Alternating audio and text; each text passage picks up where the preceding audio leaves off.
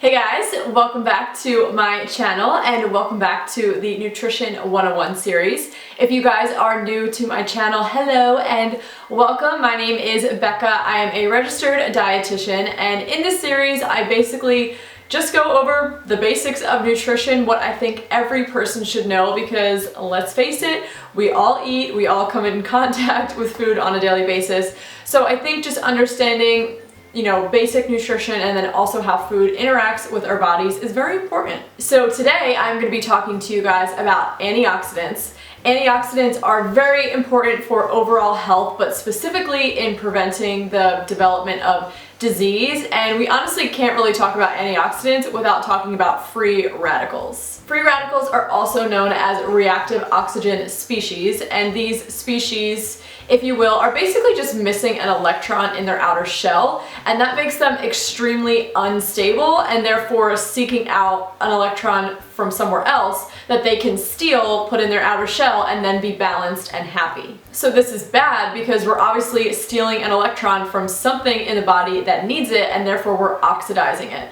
So if you just think of, like, for example, stealing an electron somewhere along the lines in a cell membrane, if that electron is now gone, that cell membrane is now compromised, it's unstable, and it's probably just going to, burst open. And then we have a death of that cell, which obviously is going to put stress on the body. So these free radicals are just floating around the body, stealing electrons, and basically just wreaking havoc and causing damage and increasing our oxidative stress. So this might be kind of hard to, picture or wrap your mind around, but something that I like to think about that's just like an everyday example is hydrogen peroxide. I'm sure we all have a bottle of that underneath one of the sinks in our homes somewhere. And we all know that if you get a really bad cut or scrape, you can pour some hydrogen peroxide on it to kill the bacteria. So what that hydrogen peroxide is doing is actually just oxidizing all of the cell membranes of good, bad, any kind of cells that it's coming in contact with on the surface of that skin. So you see all of that bubbling and the popping. That is because all of those cells are pretty much just, they're bursting open because we have all of these reactive oxygen species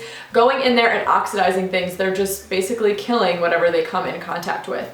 So if you think about that in terms of the body, obviously we don't have hydrogen peroxide running through our veins, but we have, these much smaller little examples, free radicals, that are going around and doing a similar disservice or creating similar damage in our bodies. And we absolutely want to keep our oxidative stress at a minimum level, or at least at a normal level, because if we have elevated levels of oxidative stress, we are at much higher risk for pretty much any disease. Now, it is important to note that free radicals are a normal part of our biology. They're never going to necessarily go away, or no one's ever going to be able to wipe out all the free radicals in our body. They just are always going to exist. But the problem lies when those free radicals, the population of them gets out of control and our body is just kind of overrun or dealing with too many free radicals that is normal. That's what raises our oxidative stress levels and therefore increases our disease risk. So enough about free radicals, let's talk about antioxidants. So antioxidants is how we are going to combat extraneous levels of free radicals, because one of the main jobs, if you will, of antioxidants, they have many, but one of the biggest ones is they are electron donors. So antioxidants are kind of like our first line of defense against free radicals, because we have these free radicals that are floating around our body and they're really reactive and they're unstable, and we have an antioxidant that comes along and it just donates one of its electrons and completely calms down that free radical, and therefore it's no longer reactive and no longer poses a threat. So antioxidants basically neutralize free radicals and they just kind of keep them in check. So we obviously want to make sure that we're getting plenty of antioxidants in the diet, because they are important to keep those free radical levels in check. And one of the biggest ways that you can get antioxidants in your diet is through fruits and vegetables. They are loaded with antioxidants. The actual pigments that are in fruits and vegetables, like what's actually giving them their green or their purple or their yellow or their red color, there's different families of food pigments. Like, for example, anthocyanins, anthoxanthins are just